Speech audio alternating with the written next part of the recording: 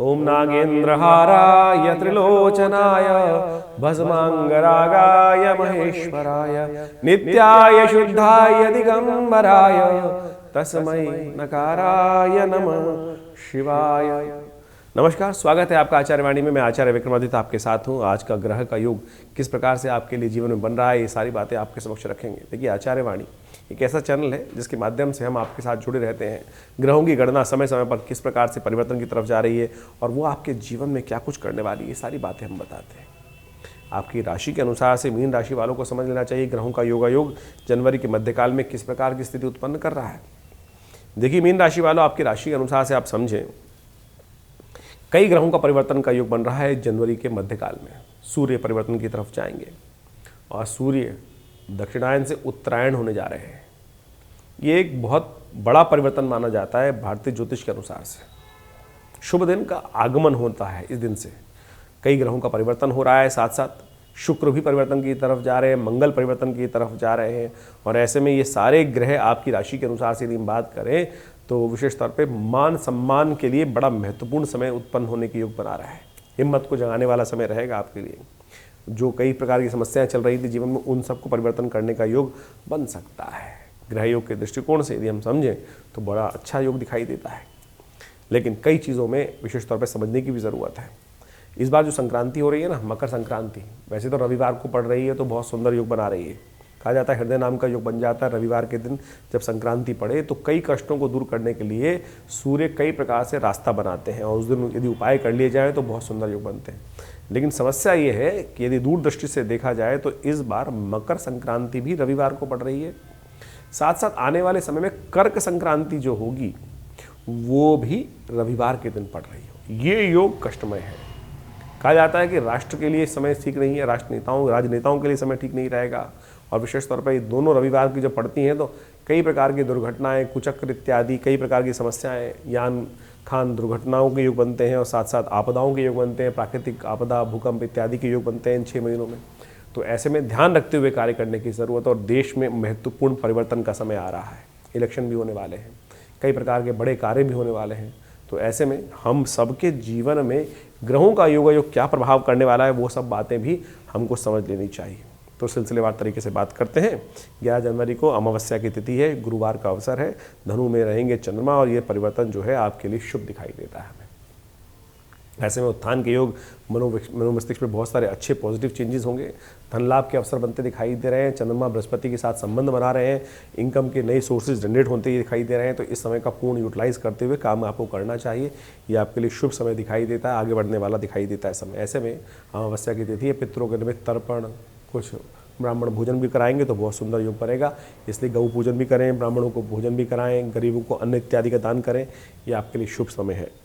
12 जनवरी को प्रतिपदा तिथि है, पौष की शुक्ल पक्ष आरंभ हो रहा है, शुक्रवार का अवसर। और सर्वार्थ सिद्ध योग भी विद्यमान है जो करीब करीब दोपहर को 3:17 के बाद रहेगा। ऐसे में ग्रहों का परिवर्तन, चंद्रमा भी परिवर्तन की तरफ चले गए हैं रात्रि में और वो भी परिवर्तन आपके लिए शुभ ही बना रहे हैं, लाभ के योग बना रहे हैं और सुंदर तरीके से अच्छा समय दिखाई देता है। पॉजिटिव चेंजेस, पॉजिटिव वातावरण वाला समय रहेगा। अच्छा ध्यान रखते हुए कार्य करें। शुक्रवार है, गाय को गौ पूजन करें, गाय के निमित्त हरा चारा इत्यादि, पालक इत्यादि गाय को खिलाएं, गौशाला भिजवाएं, अच्छा रहेगा, सुंदर रहेगा। 13 जनवरी को द्वितीया तिथि है, शनिवार का अवसर है और साथ साथ चंद्र दर्शन लोहड़ी का पर्व भी है। तो ऐसे में ग्रह योग आपके अच्छे चल रहे हैं और अच्छे से परिवर्तन का, धन आगमन का सुंदर चांसेस बन सकते हैं। नए संपर्कों का लाभ मिल सकता है। लेकिन शनिवार है तो कोशिश ये करें हनुमान जी का स्तवन भी कर लें। ग्रह योग आपके लिए उन्नति के योग बना रहे हैं और साथ साथ स्थिति अच्छी उत्पन्न करने के योग बनाते दिखाई दे रहे हैं। 14 जनवरी को संक्रांति का योग बन रहा है। सूर्य जो है आपकी राशि का परिवर्तन करके भाग्य से विशेष तौर पर राज्य भाव से निकलकर ये आपके एकादशवें भाव में जा रहे हैं। तो ध्यान रखते हुए कार्य करना पड़ेगा। संतान के लिए समय भारी हो सकता है, संतान का ध्यान रखते हुए कार्य करना है। तो ऐसे में विशेष तौर पर ध्यान रखिएगा संतान का। ये ग्रह योग 1 महीने के लिए संतान के लिए भारी योग बनेंगे। तो ऐसे में कुछ खास उपाय आपको लगातार संतान के निमित्त करने का प्रयास करना चाहिए। सर्वा भगवती दुर्गा का ध्यान करें। सर्वा बाधा विनिमुक्त धनधान्य सुधान्विता मनुष्यों में प्रसाद भविष्य निशंशय, इस मंत्र का यथोचित भाव से जप करें। रविवार के दिन संक्रांति का योग पड़ रहा है तो ये बात भी ध्यान रखें कि इस दिन विशेष तौर पर संतान के निमित्त कुछ उपाय कर लें। सूर्य का ठीक करने के उपाय कर लें। कहा जाता है कि हृदय नाम के योग बनता है जब संक्रांति रविवार के दिन होती है, तो उस दिन सूर्य के निमित्त गायत्री का यज्ञ कर लेना चाहिए, सूर्य को अर्घ देना चाहिए, नमक का दान करना चाहिए, अन्न का दान करना चाहिए, गेहूं का दान करना चाहिए, तांबे के बर्तनों का दान करना चाहिए। ये सब चीज़ करके लाभ ले सकते हैं। सूर्य तो परिवर्तन रविवार को हो रहे हैं, लेकिन संक्रांति का जो पुण्य है इस बार वो 15 तारीख को बनेगा, क्योंकि सूर्य का जो परिवर्तन का समय है वो करीब करीब सुबह 4:44 पर है। अर्धरात्रि के बाद यदि संक्रांति का योग पड़ता है तो शास्त्र के दृष्टिकोण से संक्रांति का पुण्य अगले दिन मानना चाहिए। ये शास्त्र में वर्णित बात है, तो इसका ध्यान रखते हुए कार्य करेंगे तो अच्छा रहेगा। सब चीज़ों को समझें, कल्याण के योग बनेंगे।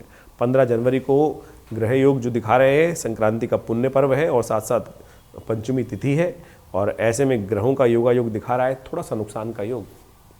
चंद्रमा परिवर्तन की तरफ 12वें भाव में चले गए शनि के साथ, ये खर्चे बढ़ा सकते हैं, अननेसेसरी के जुर्माने करा सकते हैं, मनोमस्तिष्क में नेगेटिविटी ला सकते हैं। ध्यान रखते हुए कार्य करना बहुत ज़रूरी है। तो आपके लिए अच्छा ये रहेगा, भगवान शंकर का स्तवन करते हुए दूध से उनका अभिषेक करें, गर्म वस्त्रों का दान करें, विशेष तौर पर सफ़ेद तिल से बनी हुई गचक का दान करें। ये सारे उपाय आपके लिए अच्छे रहेंगे, इनको कर लाभ ले सकते हैं। गर्म वस्त्रों का दान करना, सफ़ेद गर्म वस्त्रों का, सफ़ेद ऊन वाले वस्त्रों का दान करना भी आपके लिए अच्छा दिखाई देता है। ये सारे उपाय कर लाभ स्थिति बन सकती है आपकी। और 17 जनवरी की यदि हम बात करें तो उस दिन विशेष तौर पर 16 जनवरी का पहले जान लेते हैं। 16 जनवरी को मंगलवार का अवसर है और साथ साथ मंगल उस दिन उदय होने जा रहे हैं, और ये मंगल का उदय होना आपकी राशि के अनुसार से बहुत महत्वपूर्ण योग बनाएगा। मंगल आपके भाग्य के स्वामी हैं, धन के स्वामी हैं, और मंगल पिछले करीब 6 महीनों से अस्त चल रहे थे। अब आपके कीर्ति वृद्धि के योग बनाने वाले हैं, उत्थान के योग बनाने वाले हैं। अभी 2-3 दिन बाद शुक्र भी उदय हो जाएंगे, और वो भी शुक्र भी परिवर्तन करके आपके साथ आ जाएंगे मंगल के साथ, तो बहुत सुंदर योग बन जाएगा। आगे बढ़ने का मार्ग प्रशस्त होगा। ग्रहों का परिवर्तन जो हो रहा है बहुत सुंदर रहेगा आपके लिए। चंद्रमा भी परिवर्तित होकर आपके लग्न में आ गए हैं, और ये भी सुंदर योग बना रहे हैं, नई शक्ति का संचार करते दिखाई दे रहे हैं। ऐसे में आपको आगे बढ़ते हुए हनुमान जी का पाठ करते हुए, हनुमान जी को चूरमे का भोग लगाते हुए, पाठ करते हुए कार्य करना चाहिए। सुंदर योग बनेंगे आपके लिए। 17 जनवरी और 18 जनवरी को ग्रह गणना विशेष तौर पर दिखा रही है। गंडमूल नक्षत्र विद्यमान है उस दिन, रेवती और अश्विनी। 17 को रेवती रहेगा और 18 को अश्विनी नक्षत्र रहेगा। तो ऐसे में जो जातक जन्म लेंगे जिनके घरों में, उनकी मूल शांति अवश्य माता पिता को कराने का प्रयास करना चाहिए, अन्यथा कई बार ये एक उपाय होता नहीं है और फिर जातक जीवन पर्यंत कष्ट भी पाता है, परिवार भी कष्ट पाता है। और हमने देखा है कि जिन बच्चों के हमने जन्मपत्री देख रहे थे, कुछ ग्रह अच्छे चल रहे थे लेकिन फल नहीं दिखाई दे रहा था, तो जब मूल शांति के बारे में पूछा गया तो पता चला मूल शांति कराई नहीं गई थी। जब हमने मूल शांति का यज्ञ 27 दिन का कराया तो फिर एकदम महत्वपूर्ण परिवर्तन के योग बने। तो इस बात को ध्यान रखें, न परिवार में शांति रहेगी, न विवाह के बाद शांति रहेगी यदि मूल शांति न कराई जाए। तो अवश्य इन तिथियों में जो जन्म ले उनके माता पिता को ये ध्यान रखते हुए कार्य करा लेना चाहिए। 18 जनवरी को ग्रहों का योगा योग जब ग्रह योग दिखा रहा है वो बहुत महत्वपूर्ण रहेगा। धन आगमन के सुंदर चांसेस बनेंगे, मोटिवेट अच्छे रहेंगे, और सुंदर तरीके से बृहस्पति के साथ चंद्रमा का जो संबंध बन गया है वो बहुत सुंदर बन रहा है। इस दिन भद्रा रहेगी सुबह 9:25 तक, उसके बाद सर्वात सिद्ध योग विद्यमान हो जाएगा। तो कम से कम इस बात का ध्यान रखें कि 9:25 तक नए कार्य, नए प्रोजेक्ट हाथ में ना लें, उसके बाद सर्वात सिद्ध योग विद्यमान होगा, वो अच्छा रहेगा। साथ साथ धनु में शुक्र भी प्रवेश कर रहे हैं और ये बड़ा सुंदर है। दशम भाव में मंगल उदय होकर बैठे गए हैं वहाँ पर, और साथ साथ शुक्र भी योग बन गए हैं। तो बहुत सारे आपके लिए आगे बढ़ने के योग बन सकते हैं और आपके संबंधों में एकदम इम्प्रूवमेंट आ सकता है। बस ये ध्यान रखना है कि शुक्र और मंगल जो होते हैं वो बहुत ज़्यादा एक ऐसी धार पे चलते हैं, यदि हल्का सा व्यक्ति फिसला तो फिर नीचे की तरफ भी गिरने के चांस बन जाते हैं। लेकिन यदि आप डिप्लोमेटिक तरीके से काम कर लेंगे तो बहुत सारी चीज़ों में महत्वपूर्ण, जितना मंगल ने 6 महीने नुकसान दिया है उन सब को परिवर्तन करने का योग बना सकते हैं। तो इसलिए अपनी श्रुति को ऊर्ध्वगामी करते हुए संपर्कों से, नए नए अच्छे लोगों से संपर्क, नेगेटिव लोगों से संपर्क न साधें। गलत लोग जो आपसे फ़ायदा उठाने वाले लोग हैं उनके चक्कर में न फंसे, केवल व्यभिचार वाले कामों में न फंसे, इस बात का ध्यान रखते हुए कार्य करेंगे तो बहुत सुंदर रहेगा। ग्रह परिवर्तन की तरफ बहुत पॉजिटिव हो गए हैं, आपके लिए लाभ के योग प्रशस्त करते दिखाई दे रहे हैं। 19 तारीख को रवि योग है और ये ग्रह आपके लिए बहुत सुंदर बना रहे हैं। गौ पूजा करें और देखिए वारे न्यारे होने की योग बन सकते हैं। सुंदर तरीके से ग्रह पॉजिटिव सिग्नेचर दे ही रहे हैं और बहुत गज केसरी योग आज भी विद्यमान है और ये आपके लिए पॉजिटिव रहेगा। 20 तारीख को ग्रह गणना विशेष तरह परिवर्तन की तरफ योग बनाएगी और ये परिवर्तन आपके लिए शुभ रहेगा। शनिवार का अवसर है, बस ये ध्यान रखना है कि अपने समय का यूटिलाइज कर लें। ग्रह बिल्कुल अच्छे हैं, स्वामी भी ग्रहों का योगा योग भी अच्छा बन रहा है, लेकिन हो सकता है कि जैसे मंगल शुक्र की युति है तो ऐसे में समय खराब करने के लिए बहुत सारे गलत लोग आपके साथ चिपक जाएं। देखिए जब शहद होता है ना तो क्या होता है, शहद के पास मक्खियाँ भी बनाने लगती हैं और ये मक्खियाँ उस सब चीज़ों को गलता कर देती हैं। बस इस बात का ध्यान रखना है कि आप अपने समय को अपना स्वार्थी बनकर अपने लिए यूटिलाइज करने का प्रयास कीजिए। सुंदर तरीके से ग्रहों का परिवर्तन है, आपके लिए शुभ लाभ के योग बनते दिखाई दे रहे हैं। इस समय का लाभ लेने का आपको प्रयास करना चाहिए। देखिए, ग्रहों का योग बड़ा विचित्र है। ऐसे में विशेष तौर पर हम सब चीज़ों को समझते हुए कार्य करने का प्रयास करना चाहिए।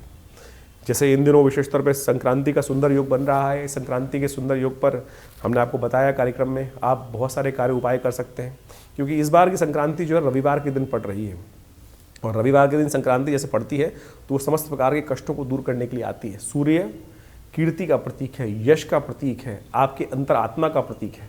सूर्य यदि कुंडली में अशुभ है, शांत सही जगह पर नहीं है, राहु के साथ है या विभिन्न प्रकार के ग्रहों के साथ अशुभ योग बना रहा है या अशुभ दृष्टि से युक्त है, कहा जाता है सूर्य राहु की युति यदि कुंडली में है तो जीवन भर स्टेबिलिटी देती ही नहीं है। ऐसे में सूर्य का उपाय करने के लिए अनेक उपाय हम समय समय पर करते रहते हैं। कोई माणिक पहने रहते हैं, कई प्रकार के और योग करते रहते हैं, लेकिन ग्रह गोचर के दृष्टिकोण से, मुहूर्त के दृष्टिकोण से जब रविवार के दिन संक्रांति पड़ती है तो जैसा हमने कहा हृदय नाम का योग बनता है। उस दिन अवश्य एक छोटा सा उपाय, 1 घंटे का उपाय आपके सूर्य के कष्टों को दूर करने के लिए बहुत सुंदर तरीके से रास्ता बना सकता है। तो आपको ऐसे मुहूर्तों को जाने नहीं देना चाहिए। तो इस बार का संक्रांति बहुत खास लेके आई है और हमने उसी संक्रांति का लाभ लेते हुए विवेकानंद योगाश्रम में बहुत सुंदर तरीके से नवग्रह शांति महायज्ञ, गायत्री महायज्ञ, सूर्य शांति महायज्ञ रखा है। आप सब लोग उसमें सम्मिलित हो सकते हैं और कई प्रकार की आश्रम की व्यवस्थाएं हैं, उन सब में आप कार्य कर कर, उन सब में सम्मिलित रूप से अभ्यास कर कर आप अपने कष्टों को दूर करने का सुंदर योग बना सकते हैं। ये विवेकानंद योगाश्रम कई प्रकार के कार्य हमारे करता है। पिछले 60-70 सालों से सुंदर तरीके से आश्रम आध्यात्मिक क्षेत्र में अपनी सेवाएं दे रहा है। हमारे पिता आचार्य श्री केशव देव जी महाराज ने इस आश्रम की स्थापना करी। यहाँ एक बहुत दिव्य प्रतिमा माँ भगवती का श्री विग्रह विद्यमान है, जो 1947 में 500 साल पुराना श्री विग्रह है। जब पार्टीशन हुआ वहाँ लोग मंदिर तोड़ रहे थे, ऐसे में एक व्यक्ति महानुभव ट्रंक में बंद करके वो मूर्ति लेके आता है और वही दिव्य मूर्ति आज विवेकानंद योगाश्रम में मुल्तान से आई हुई मूर्ति प्रतिष्ठित है, जो 500 साल पुरानी चमत्कारी प्रतिमा है और आप सब भी उनके दर्शन करके लाभ ले सकते हैं। और अमावस्या भी पड़ रही है इन दिनों में, तो अमावस्या की तिथि में भी विशेष तौर पे हमने आश्रम में बहुत सारे कार्यक्रम रखे हुए हैं अपने पितरों के निमित्त। यदि कोई पितृ ऋण समस्या है और उनके लिए गायत्री कराना चाहते हैं तो वो सब भी आश्रम में सुंदर व्यवस्था रहती है। आप उसके लिए बहुत सारे कार्य, तर्पण के कार्य, ब्राह्मण भोजन के कार्य, उन सब सुविधाओं का लाभ हमारे विवेकानंद योगाश्रम के साथ जुड़कर ले सकते हैं। हमारे यहाँ नित्य 8 घंटे करीब यज्ञ होता है हर रोज़। आज भी भारतीय संस्कृति यज्ञ प्रधान संस्कृति है और विवेकानंद योगाश्रम में नित्य प्रति 8 घंटे यज्ञ पिछले करीब 50-60 सालों से चलता है। रविवार वाले उस यज्ञ में सब लोग सादर आमंत्रित रहते हैं, कोई शुल्क नहीं लिया जाता। रविवार के उस यज्ञ में भाग लेने से भी आप आइए, स्नान करके शुद्ध तरीके से यज्ञ में बैठें। विशाल भंडारे का कार्यक्रम रहता है, बहुत सारे कार्यक्रम समय समय पर चलते रहते हैं। आप सब भी हमारे इस विवेकानंद योगाश्रम में आकर भारतीय संस्कृति के बहुत सारे चमत्कारों को समझ सकते हैं, जान सकते हैं। करीब 50 के करीब विभिन्न पुस्तकें भारतीय पराविद्याओं पे आश्रम के द्वारा प्रकाशित की जा गई हैं। इसके अलावा योग, प्राकृतिक चिकित्सा, आयुर्वेद का एक बहुत बड़ा स्वास्थ्य करीब 50 बेड का हॉस्पिटल यहाँ विद्यमान है और यहाँ पर भी बहुत सारे चिकित्सा के दृष्टिकोण से कार्य किए जाते हैं। आप भी इसमें जुड़ सकते हैं। विवेकानंद योगाश्रम पिछले करीब 50 सालों से हमने का काम कर रहा है, तो आप आइए, स्वागत है आपका विवेकानंद योगाश्रम में। धन्यवाद, नमस्कार।